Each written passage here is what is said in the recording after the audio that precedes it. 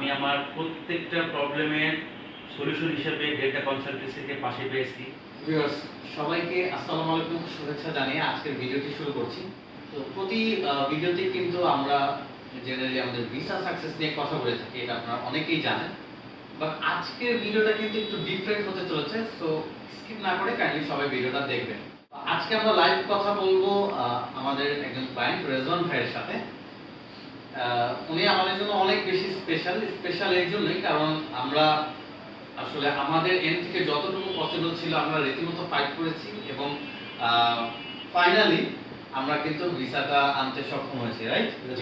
ওকে, তো আমরা এই পুরো ব্যাপারটা একটু রেজওয়ান ভাইয়ের মুখ থেকে একটু শুনি। আসসালামু আলাইকুম, আমি রেজওয়ান মাসুম বলছিলাম, আমি ডিস্ট্রিক্ট কুষ্টিয়া। আমি ঢাকাতে আসার পরে আমি জাপানিজ ল্যাঙ্গুয়েজের পড়াশোনার পাশাপাশি জাপানে স্কলারশিপে যাওয়ার জন্য অনেক ট্রাই করছি। তো ফাইনালি যখন দেখলাম একটা অথেন্টিক এবং ভালো একটা ইনস্টিটিউটের সন্ধান পেলাম, ডেল্টা কনসালটেন্সি। তো ওনাদের সঙ্গে বেসিক্যালি একটা ফ্রেন্ডের মাধ্যমেই কমিউনিকেশনটা হয়েছিল। তো ওই ফ্রেন্ডও হচ্ছে যে আপনার ডেল্টা কনসালটেন্সির মাধ্যমে গেছে জাপানে। তো এরপরে আমি ডেল্টা কনসালটেন্সিতে এসে ওনাদের ফাইল প্রসেসিংয়ের পুরো ব্যাপারটা আমি ক্লিয়ার হলাম এবং ফার্স্ট ইমপ্রেশনটা আমার খুব ভালো লাগছে।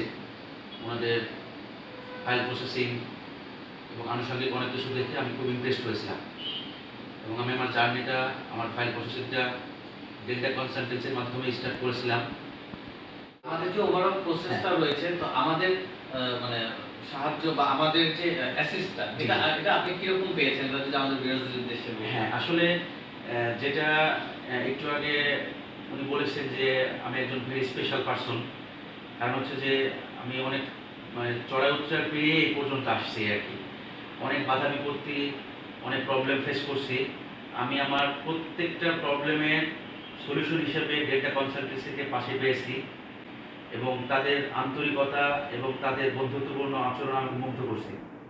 আমি আমি এটা খুবই মানে খুবই আন্তরিকভাবে আমি কৃতজ্ঞতা প্রকাশ করছি ডেল্টা কনসালটেন্সিকে, যে ওনারা এই জাপানে ভিসা পাওয়ার ক্ষেত্রে অনবদ্য ভূমিকা পালন করেছেন। এখানে আমি একটি আরেকটি বিষয় অ্যাড করি, সেটা হচ্ছে যে কেন স্পেশালিজম হয় আমাদের জন্য। যে বেসিক্যালি সিওই যেটা, জি, তো সিওই কিন্তু একবার চলে আসলে মোটামুটি কিন্তু আমাদের ভিসাটা কনফার্ম, এটা আমরা কিন্তু ধরে নিতে পারি, রাইট? অবশ্যই। কিন্তু ভাইয়ার ক্ষেত্রে আসলে যে জিনিসটা হয়, সিওই ইস্যু হয়, ইস্যু হওয়ার পরে কিন্তু ইউনিভার্সিটি আবার এটা রিটার্ন নিয়ে নেয়। তো সেক্ষেত্রে কিন্তু আমরা অনবরত ইউনিভার্সিটির সাথে যোগাযোগটা করি এবং অন্যান্য আমাদের যারা আছেন রিজন ভাইয়ের সাথে এবং অফিস কলিগ যারা আছেন তারাও আমাদেরকে খুব সাপোর্ট করেন। তো সব মিলে আসলে আমরা চেষ্টা করেছি যথাসম্ভব রিজন ভাইকে যে সাকসেসটা আছে এটার পিছনে কাজ করার জন্য। আপনারা অলরেডি শুনলেন, আজকের ভিডিওটা এই পর্যন্তই থাকছে। দেখা হবে আপনাদের সাথে আগামী কোনো পর্বে। আপনাদের যদি কোনো কোয়েরিজ থাকে যে কোনো কান্ট্রি সম্পর্কে, সেটা হতে পারে, তা আমাদের সাথে নিচে দেওয়া ফোন নাম্বারে যোগাযোগ করবেন এবং আমাদের হোয়াটসঅ্যাপ নাম্বারও দেওয়া আছে, অথবা হটলাইন নাম্বারে ফোন করবেন।